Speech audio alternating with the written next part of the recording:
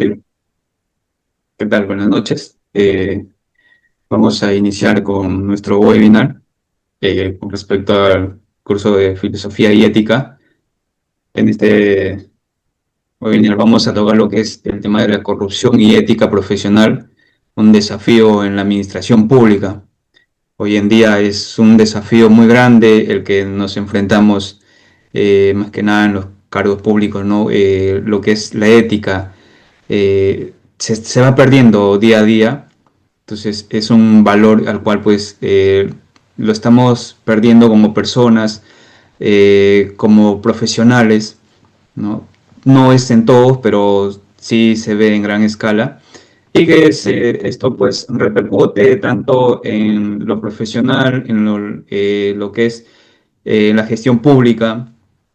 Esto va a hacer que las personas que viven en cierta región geopolítica, pues hagan que se vean disminuidas tanto en lo que es acceso a la economía, el crecimiento económico, lo que con respecto al acceso a la salud, con respecto a un crecimiento, no se ve reflejado.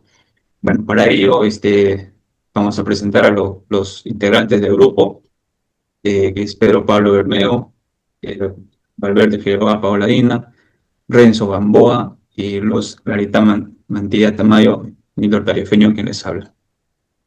Compañero Pedro Pablo. Bueno, compañeros, buenas noches. Continuando con esta exposición, cuando hablamos de la corrupción, no solamente la corrupción afecta a la administración pública, ¿no? Sino toda la población en general, ¿no? Ya que hoy en día la corrupción se ha vuelto, como dice, un pan de cada día, ¿no? No solamente en los funcionarios públicos, ¿no? Sino también creo que parte de ellos somos los administrados, hablando de la administración pública, porque también nosotros como pueblo o como administrados damos quizás mérito a, como dice, a la corrupción, ¿no? De ser corrompido y llevar a cabo, ¿no? Y de verdad que eso es, como dice, un pan de cada día que hoy en día, pero debemos de cambiar eso, ¿no? Y para eso es muy claro como nos vienen enseñando la ética profesional, ¿no? Los valores, como dice ahorita, de repente en el tema profesional, que mucho se ha perdido, ¿no? Y esos valores éticos como profesionales, como personas, se debe recuperar, ¿no? Y porque la corrupción es un tema que afecta tanto, como dice, quizás a la humanidad, ¿no? Y de repente empezar a cultivar nuevos valores para las futuras generaciones. Y este tema de la corrupción, más que todo, se ha visto en los últimos años en los gobernantes, ¿no? De nuestro país, ¿no? Que está muy cada día difundido, ¿no? Y esto es de la corrupción es un retraso tanto económicamente y de repente socialmente y culturalmente que nos afecta, ¿no? Y a nivel de repente local, nacional y no por decirlo internacional, ¿no? A veces en el tema público, mayormente los funcionarios están previstos a la corrupción, ¿no? Pero como vuelvo a repetir lo mismo, no solamente es partícipe de la corrupción el funcionario, sino el administrado o el ciudadano de a pie, ¿no? Porque a veces por querer hacer algo, de repente, o sea, no lo hacen con mala intención, ¿no? Sino con un bien, en un bien de repente de la sociedad, del cargo que le han encomendado. Entonces, ¿qué pasa? Cuando tú vas normalmente a una oficina, los funcionarios, lo primero que dicen, no, mira, esto es así. Entonces, en bien de repente de tu pueblo, de la mejora, de salir adelante con lo que te han encomendado tu pueblo, aceptas de repente la corrupción, ¿no? Pero eso no debería de ser así, ¿no? Y ese es un retraso, como digo, económicamente, porque a veces por la corrupción hay tantas obras de repente paralizadas, mal terminadas, y un sinnúmero de cosas que no se han llegado a concluir, a terminar como corresponde por el tema de la corrupción, ¿no? Pero eso tenemos que cambiarlo, como dice, creo que nosotros estamos en el camino de formación como futuros profesionales, como futuros ingenieros, no sé qué más administradores o de repente futuros abogados. Tenemos que tener bien claro, como dice, la ética profesional y empezar unos nuevos principios y nuevos valores para nuestras generaciones a futuro. Bueno, esa es gracias a mi aportación y doy pase a mi siguiente compañero. Bueno, tratando de ver en el segundo punto, la ética profesional es importante. Si bien es cierto, nos basamos a lo que es ética. Entonces, ¿qué viene a decir ética, no? Si no tenemos esos principios y valores, se podría decir, ¿cómo podemos administrar o dar justicia? Es importante tener ética. ¿Qué significa? Que nosotros como padres, como personas adultas, que queremos servir a la sociedad, tenemos que formar a nuestros hijos con honestidad, ¿no? A veces nosotros decimos que ellos se corrompen, no, no es así. Entonces, colaborando porque soy madre de familia, siempre educando bien a nuestros hijos, porque la educación, la honestidad, los valores, los principios morales viene de la casa. Si nos vamos a otro punto, ya el colegio, la universidad lo complementa. Entonces, nosotros este tema lo hemos tratado de corrupción y ética profesional para así poder dar nuestro alcance. Yo como mujer, nuevamente, ¿no? Como madre de familia, sugiero que los padres de familia que eduquen bien con honestidad y desde eso parte que nosotros podamos ser buenos profesionales con ejemplos y con principios y con valores. Ese es mi aporte, compañero.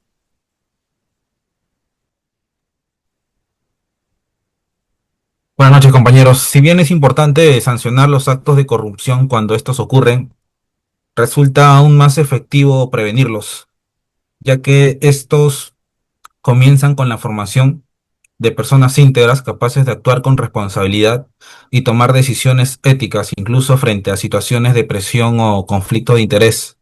Esto mayormente visto en el entorno de la política y en el Estado peruano.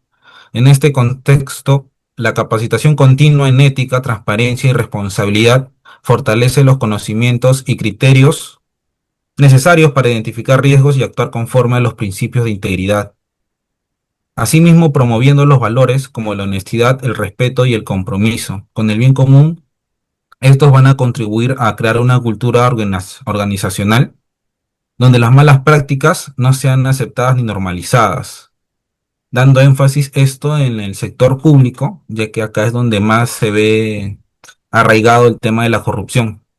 Por ello, formar a los futuros profesionales, en este caso nosotros, y servidores públicos en estos principios no solo disminuiría el riesgo de corrupción, sino que también fortalecería la confianza, la eficiencia y la gestión ética, todo esto orientado al servicio de la sociedad y en servicio de nosotros mismos.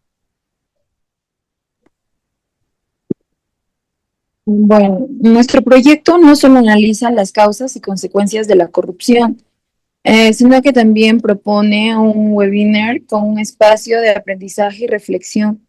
El objetivo es motivar a los estudiantes, profesionales y servidores públicos a convertirse en agentes de cambio, proponiendo una administración pública más transparente. Bien. En esta oportunidad, nuestro ponente es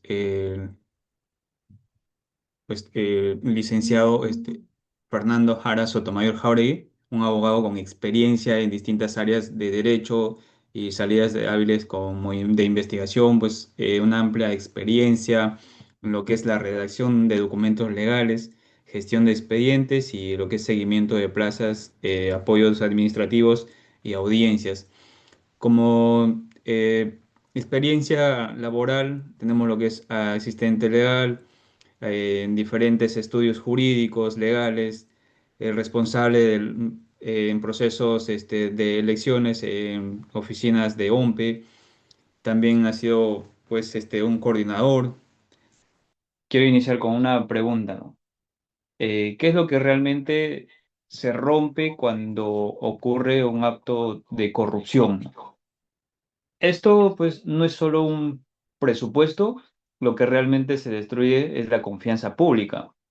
Se rompe lo que es la promesa de que el Estado trabaja para el bienestar de todos y no para el beneficio de unos pocos.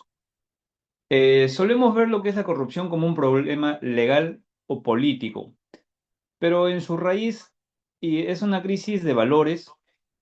Según Aristóteles decía que el verdadero fin de la política y de la administración, pues, es el bien común, ¿no? Cuando la ética profesional se olvida, la gestión pública colapsa y lo que es los ciudadanos pagan las consecuencias, ¿no? En este webinar, pues, no solo es para analizar datos, es un espacio para recordar que la ética no es teoría, sino que es una decisión diaria. Por ello, pues contamos hoy con el licenciado Fernando Jara Sotomayor Jáuregui, quien nos guiará a través de los desafíos actuales de nuestra administración, en la cual les invito a escuchar y reflexionar y sobre todo asumir el compromiso de que el cambio en el sector público empieza con la integridad de cada uno de nosotros. Bienvenidos a este webinar. Le doy pase a nuestro ponente. Por favor, puede empezar todo suyo. Ya, perfecto. Buenas noches. Buenas noches con todos. En primer lugar, darle las gracias a Nidor por la oportunidad y principalmente también a todos los presentes por brindar un espacio de su tiempo, ya que su tiempo de por sí es muy valioso. Y desde el agradecimiento hasta otros aspectos se puede determinar cómo uno tiene valores para poder uno relacionarse en el día a día, tanto en un ámbito personal como también para un ámbito en relaciones públicas o específicamente en el ámbito del sector público. Cuando hablamos de corrupción, hablamos de un aspecto totalmente amplio, por cuanto la corrupción puede existir en un sentido amplio, valga la redundancia, en macrocorrupción y la microcorrupción. Ambas surgen a partir de el desarrollo de una situación entendida como una situación de violencia o de cadena. ¿Por qué? Porque para que exista corrupción tiene que haber dos partes, el que ofrece y el que recibe, en sentido general, llamémoslo de esa forma. Ahora, enfocándonos en el ámbito profesional de ello, de por sí. Primero, si nos enfocamos en el sector público tiene un código propiamente en razón a cómo un servidor público tiene que desenvolverse dentro de su función. Eso es uno. Dos, está también contemplado cómo el funcionario público se tiene que relacionar si es que tiene o no que con el servidor público. Y existen lineamientos para poder, en este caso, relacionarse, interactuar, porque se puede sobreentender, se puede presumir que cuando un servidor o un funcionario se relaciona con un administrado, se puede entender que existen indicios de presunta corrupción, pero no todo indicio puede en este caso generar dicha premisa. De aquí surge el aspecto de la ética profesional enfocándonos en un aspecto netamente filosófico. Si nos enfocamos en el aspecto axiológico de la palabra o del concepto de ética profesional, podemos referirnos a diversos autores filosóficos que se han desenvuelto o han tratado de definir desde la concepción aristotélica o podemos ir un poco antes, tal vez hasta la concepción platónica, porque podríamos decir de que el ser virtuoso es un ser ético. O, en este caso, desde la concepción aristotélica, propiamente dicho también. Pero si nos enfocamos a una filosofía un poco más moderna, no contemporánea, podríamos hablar de Immanuel Kant. Immanuel Kant con respecto a el análisis de la ética propiamente dicha y la deontología. Pero más allá de los aspectos teóricos, tenemos que enfocarnos en el ámbito práctico, siempre en las ponencias que en este caso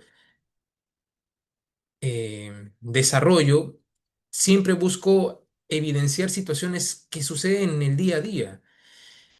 Y con relación a ello podemos entender de que la corrupción netamente surge entre una figura del sector público con un extraneus o figura del sector privado o persona natural, pero se entiende que es privado.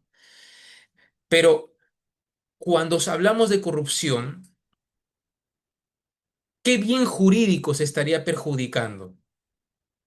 Cuando hablamos de delitos contra la administración pública, ¿cuál es el bien jurídico que se está perjudicando?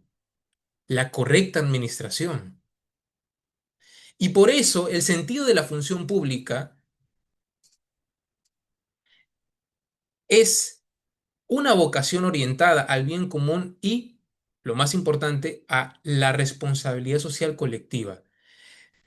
Hago un paréntesis me gustaría que los participantes pudieran interactuar, de tal forma de que este webinar sea mucho más dinámico. Por lo tanto, el objetivo de este webinar es analizar la problemática de la corrupción para promover, o mejor dicho, interiorizar una cultura de integridad y transparencia de forma individual como colectiva, por cuanto la ética profesional se constituye como un eje fundamental para poder salvaguardar los principios que disciernen o que existen, tales como principio de legalidad y propiamente este directamente relacionado de manera conexa con la eficiencia del aparato estatal.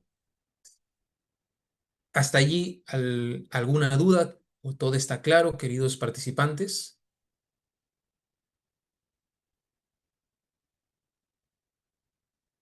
No, ninguna duda. Disculpe. Compañeros, estimados oyentes, si en algún momento necesitan realizar un aporte, una consulta, lo pueden hacer con todo el permiso, ya que el webinar está para esto, para poder interactuar y desarrollar lo que es más conocimientos y enriquecer este webinar. Gracias. Perfecto, muchas gracias, Nildo. Principalmente podemos enfocarnos en un aspecto crítico. La problemática en sí es que en el pasar del tiempo podemos verificar desde la bibliografía más simple, videos que pueden estar en en el internet, o si nos enfocamos en netamente bibliografía específica científica, podemos ver que a partir de la revisión de la literatura, y es más, hasta bajo criterios máximos de la experiencia, la propia población, a partir de una encuesta genérica, se puede determinar de que, como bien se puede ver, un 70% de la población en general identifica a la corrupción como la problemática principal de todos los problemas que subsisten dentro del Estado. Como bien menciona un informe de la Contraloría del año 2023, más de 24.000 millones se ha generado a partir de la corrupción como pérdida anual. Se preguntarán, ¿por qué tanto procesos de corrupción de funcionarios? ¿Cuánto cree que el Estado invierte para poder impulsar, motivar desde la actuación inicial de la fiscalía, desde la actuación de las diligencias o de la investigación preliminar de la policía, de los procedimientos que realiza el propio órgano jurisdiccional? A ver, parece que hay una pregunta. Bueno, es un formulario. Ya. Existen varios conceptos que involucran de por sí una inversión propiamente dicha, y por ende, esa inversión constituye en sí, indirectamente, una pérdida. Una pérdida por cuanto, si no hubiera, en el caso hipotético, si no hubiera corrupción, no habría la necesidad de invertir en ello. Por ende, constituye una pérdida anual estimada. ¿Correcto?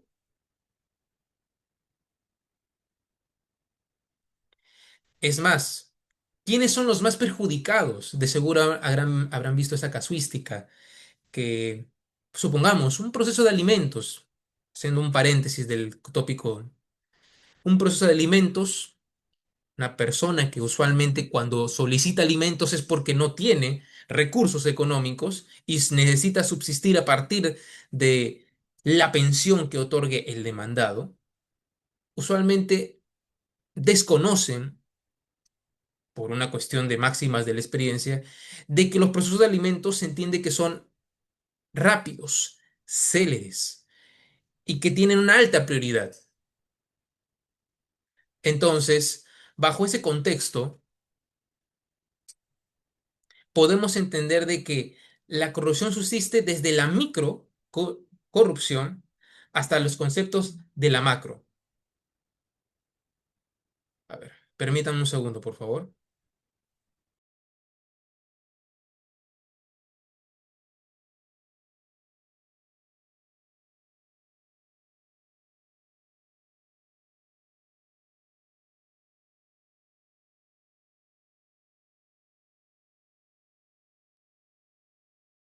Muy bien. Bajo ese análisis se entiende de que la corrupción reduce la eficiencia del gasto y afecta directamente a los sectores más vulnerables. Y esto propiamente se encuentra previsto bajo la bibliografía relacionada por el Banco Mundial en los informes, en los análisis económicos, en este caso, el del año 2021, para ser exactos. Entonces podemos determinar de que esta problemática es una problemática que se extiende desde mucho tiempo atrás. Si nos enfocamos en los años anteriores al 2000, en los años 80, 90, podríamos evidenciar de que anteriormente muchos magistrados, por ejemplo, en la Corte Suprema, salían a almorzar y eran muy normalizados de que pudieran tener una reunión con los abogados de las partes. Y desde allí surgen ciertos criterios que pueden dar a indicios de corrupción. Y obviamente esos hechos del pasado a la actualidad se verían totalmente contrarios a la conducta de que un magistrado debe tener. Por ende, si se han podido dar cuenta, el criterio jurisdiccional, como también el criterio, el análisis, la perspectiva que tiene el ciudadano respecto a los funcionarios y servidores públicos, ha ido evolucionando por cuanto el propio órgano, el Estado, el Leviatán, ha puesto mayores límites, ha puesto mayores controles, ha puesto mayores estrategias para poder combatir esta situación, esta problemática que se viene suscitando y que conforme las tecnologías avanzan, hay nuevas formas de poder motivar, lamentablemente, estas actividades delictivas.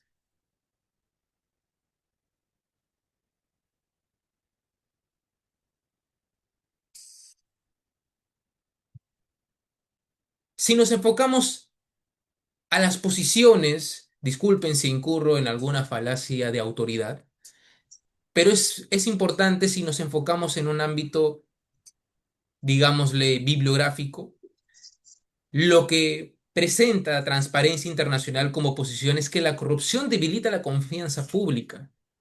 Eso es una cuestión evidente. Y específicamente, dicha confianza,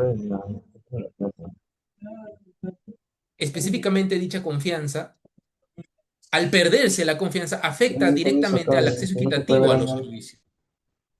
Entonces ponerlo ya cuando ni siquiera puedo.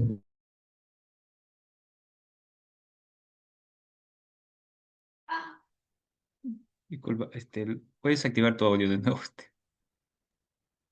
Ok. Por otro lado, nuestro organismo autónomo, la Defensoría del Pueblo, señala que la falta de ética pública afecta la confianza y debilita la legitimidad de las instituciones, es decir, la imagen institucional propiamente dicho. Podemos también enfocarnos a la posición que presenta un organismo internacional como es la OCDE o PNUD propiamente dicho.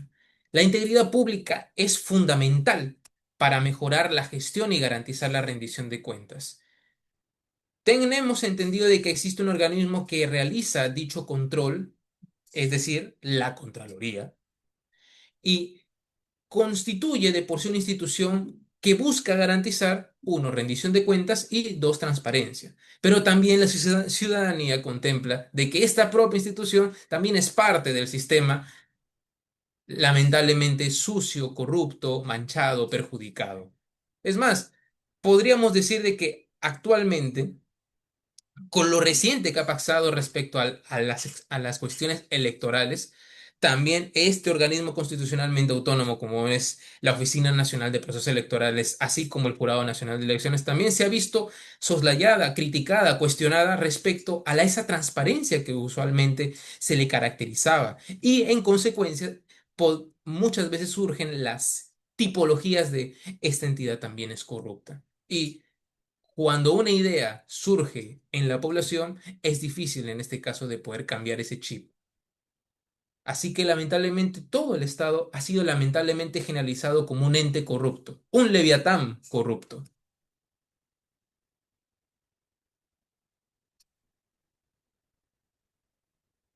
Si bien este webinar busca en este caso interiorizar o desarrollar, invitarlos a reflexionar a que las cuestiones de la corrupción se pueden evitar desde un ámbito personalísimo, es decir, desde un criterio de ética profesional individual.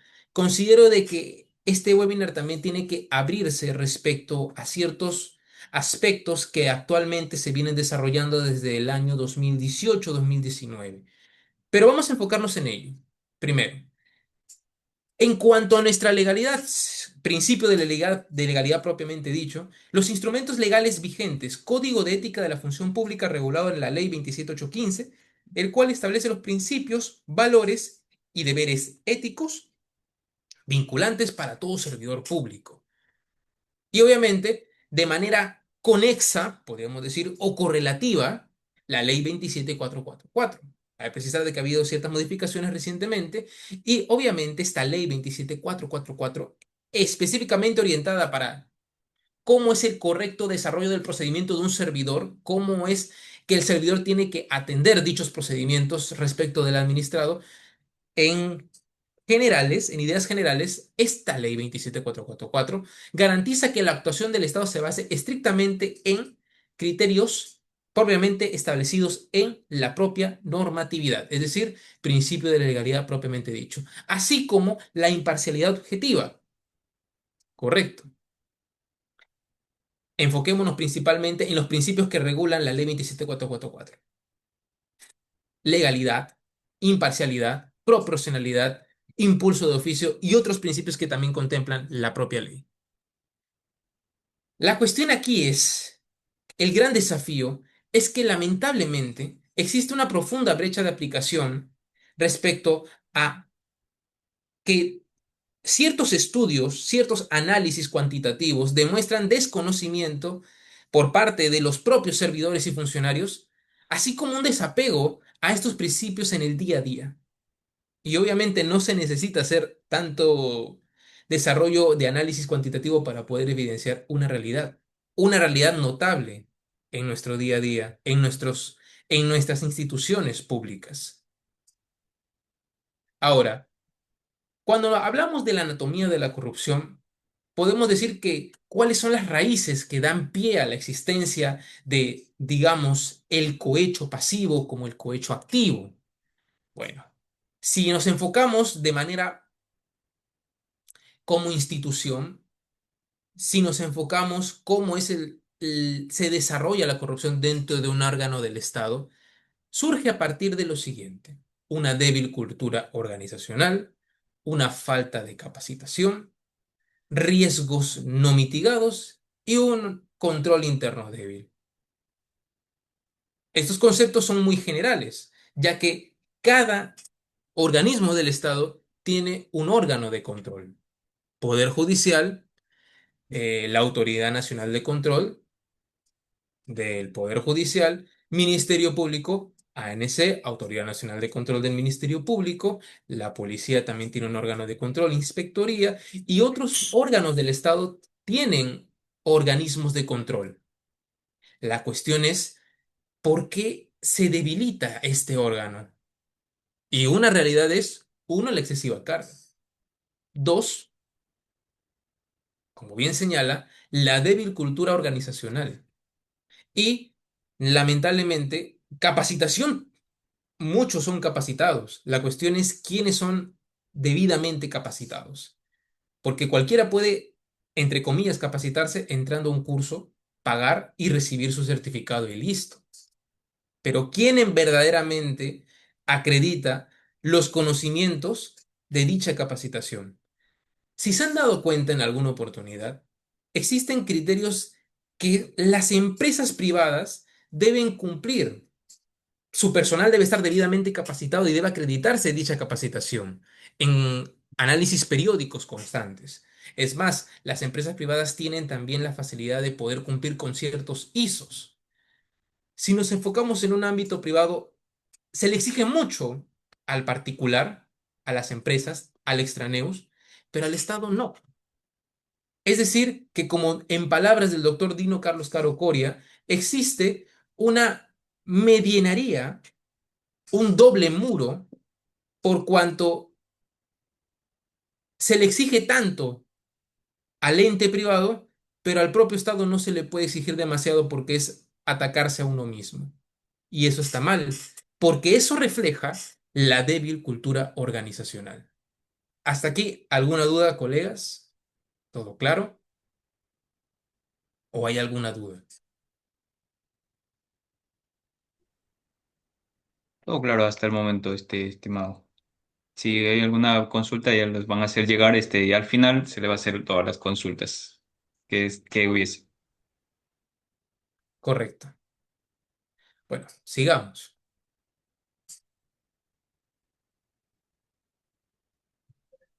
Para poder evitar estas incidencias respecto a la corrupción, a la falta de ética profesional, podemos enfocarnos en ciertas directrices. Como bien se puede verificar, uno, fortalecimiento del control, tales como auditorías preventivas, criterios de trazabilidad, una educación continua, vigilancia ciudadana. Sin embargo, la vigilancia ciudadana solamente se puede tal vez enfocar en las entidades del Estado, tales como gobiernos locales y regionales.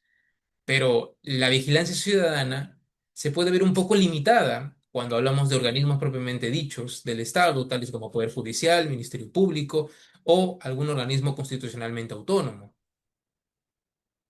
Sin embargo, un punto muy importante es la cultura de cuentas, o mejor dicho, la rendición de cuentas a cabalidad, por cuanto de por sí la transparencia garantiza cuentas claras, criterios claros.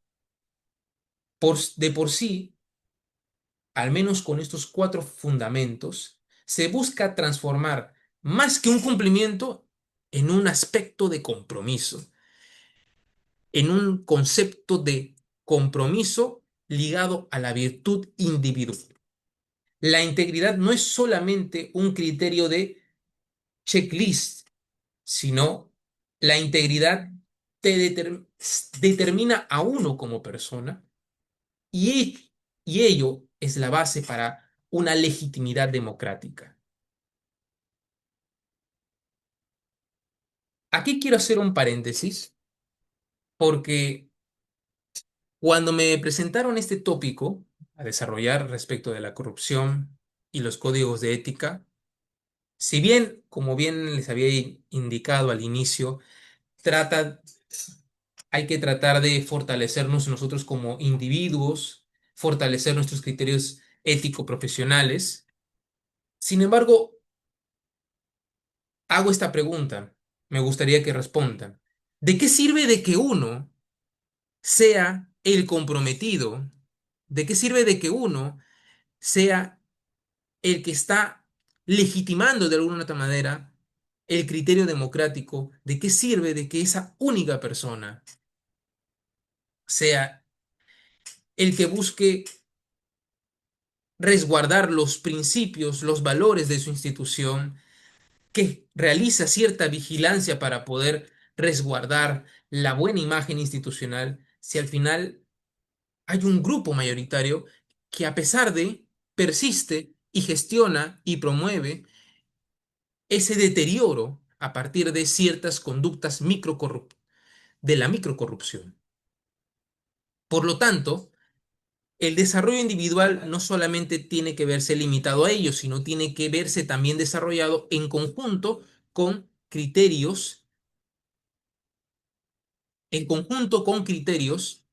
de compliance en el ámbito público. Y cuando me refiero a compliance en el sector público o public compliance, el compliance no es solamente cumplir la ley o cumplir los procedimientos o cumplir el código de ética dentro de una institución, sino es ir más allá de lo que dice la ley.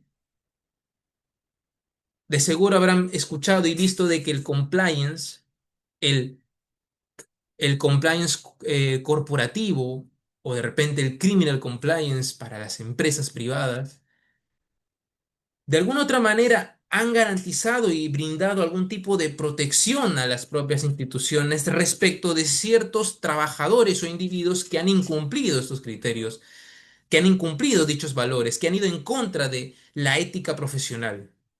Pero ¿cómo podríamos hacer para que esa misma situación, esos mismos criterios, esos mismos protocolos, se pueda aplicar también en la institución pública? Para ello, y un aspecto fundamental que se ha venido desarrollando, es que en el sector público, en las entidades administrativas, se tiene que hacer también la identificación de riesgos, un mapeo de riesgos, un mapeo integral de el día a día, no solamente que contraten a un tercero para poder identificar cuáles son las falencias y listo, no, identificar desde el aspecto fundamental, desde el primer trabajador que se relaciona con el ciudadano, desde la mesa de partes hasta el último nivel. Y esto es algo muy importante. Y esto es algo muy importante. No podemos hablar de una cultura organizacional si es que los altos directivos del organismo estatal no se encuentran comprometidos. Por lo tanto, cuando hablamos de identificación de mapeo de riesgos, tiene que ser esto de manera concatenada con el compromiso de los altos funcionarios para poder aplicar y poder controlar este tipo de riesgos.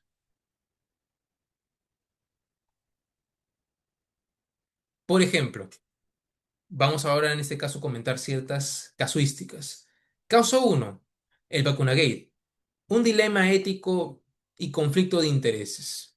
De seguro han escuchado en el cual ciertas figuras altamente relacionadas con la política se encontraban directamente relacionadas con ello. Ciertos funcionarios públicos de alto nivel se vacunaron secretamente contra la COVID-19 antes que el propio personal de salud en primera línea. ¿Cómo realizaron ello? Utilizando su posición de poder. ¿Qué sucedió aquí? ¿Qué pasó? ¿Dónde se encontró el compromiso de estos altos funcionarios? Lo dejaron de lado.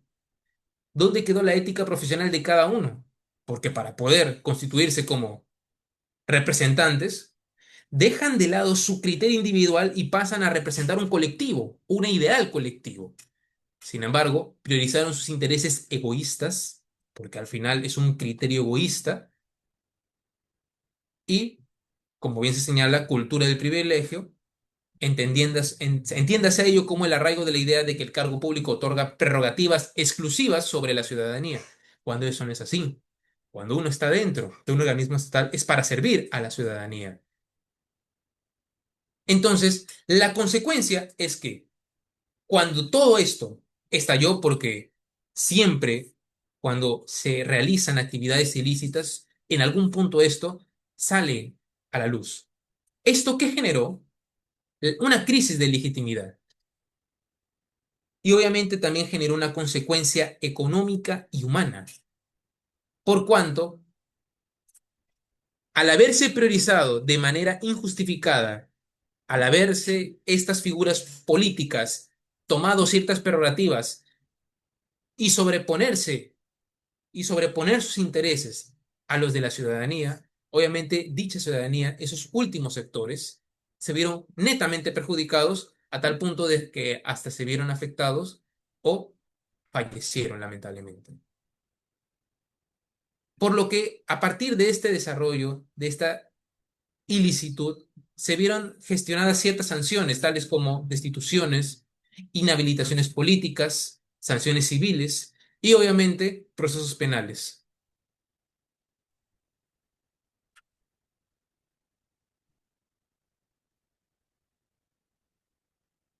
Otro caso muy emblemático en el cual se ha visto es el clásico Club de la Construcción. ¿De qué trata el Club de la Construcción? Empresas en el cual se estaban facilitando ciertos beneficios de manera muy puntual. 8 empresas en el cual, ¿sabes qué? 7 ponemos un precio altísimo y tú obtienes la buena pro, luego distribuyes las ganancias para nosotros y seguimos en ese ciclo. Cada vez que surja una oportunidad para poder realizar contrataciones con el Estado, vamos rotando. Y obviamente, quien recibía también una parte de esta concepción económica, que obviamente debían en corrupción, también eran parte de altos funcionarios del Estado pertenecientes a los organismos de contrataciones públicas, propiamente dicho. ¿Cómo surgió esta situación? Principalmente porque los sistemas de control interno fueron débiles. Específicamente, más allá que los protocolos, las propias personas fueron débiles. Porque es muy sencillo que dentro del organismo se puedan falsear documentos, se puedan insertar firmas en documentos donde no corresponden, aprobar ciertos aspectos, ignorar otros. ¿Y quién gestiona eso? ¿La máquina o la persona? De por sí, a la fecha, el sistema de contrataciones con el Estado ahora todo está más digitalizado. Es más, si ustedes han podido dar cuenta, ha salido el nuevo reglamento de contrataciones con el Estado, en el cual ahora buscan capacitarse nuevamente con mayores directrices, con mayor fuerza al organismo institucional. Pero antes de ello sucedía porque casi todo era aún, al menos una parte de las contrataciones en un ámbito manual. Así que frente a esta situación de desarrollo de documentación de forma manual, surgen ciertas falencias y por ende el cuerpo o la mente de un ser humano es débil. Esto netamente se encuentra también arraigado a un aspecto fundamental denominado la ausencia de meritocracia. ¿Qué se entiende por meritocracia? Principalmente la meritocracia es que uno obtiene un puesto, uno logra obtener, o mejor dicho, uno es contratado por haber cumplido con ciertos criterios y esos criterios, en este caso, esos aspectos que ha logrado, es a partir de un esfuerzo consecutivo. No es que en este caso tú hayas sido contratado a partir de una designación a dedo, sino por tus méritos, por tus estudios, por todo lo que has venido desarrollando, no solamente en un aspecto teórico, sino en un aspecto práctico.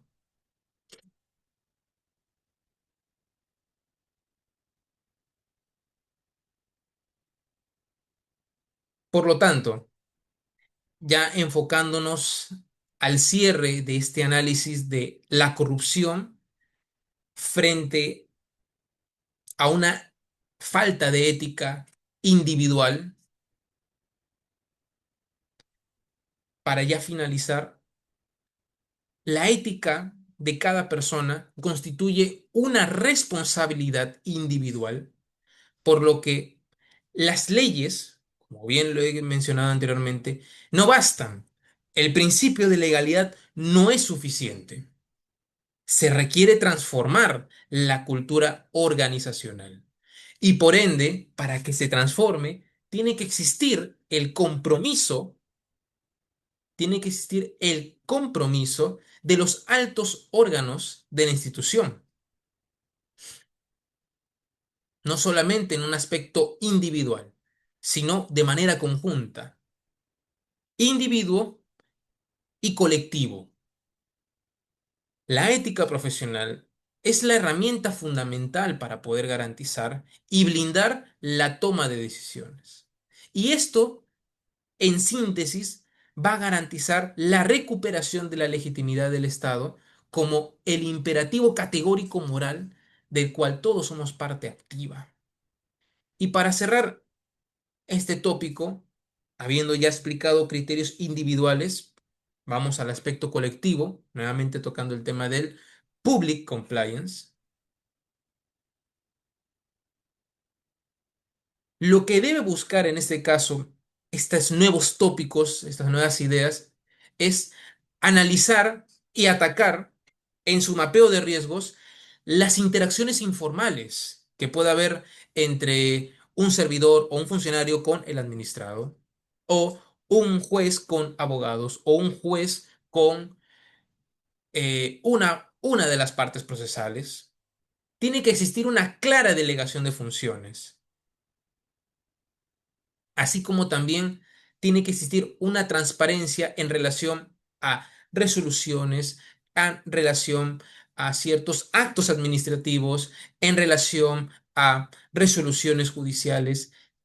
Todo está directamente relacionado e integrado, y por lo tanto, el desarrollo de estos criterios, cito,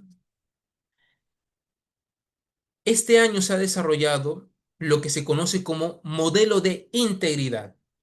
Es una directiva, la directiva 1/2026 PCM del CIP, que establece los componentes necesarios para implementar modelo de public compliance dentro de las entidades públicas, así como el cumplimiento de la alta dirección, la gestión de riesgos, transparencia y el fortalecimiento de los canales de denuncia. Es decir, de que ya al menos este año se está buscando fortalecer no solamente la ética profesional individual, sino el criterio y la defensa de la imagen institucional de manera colectiva. Así que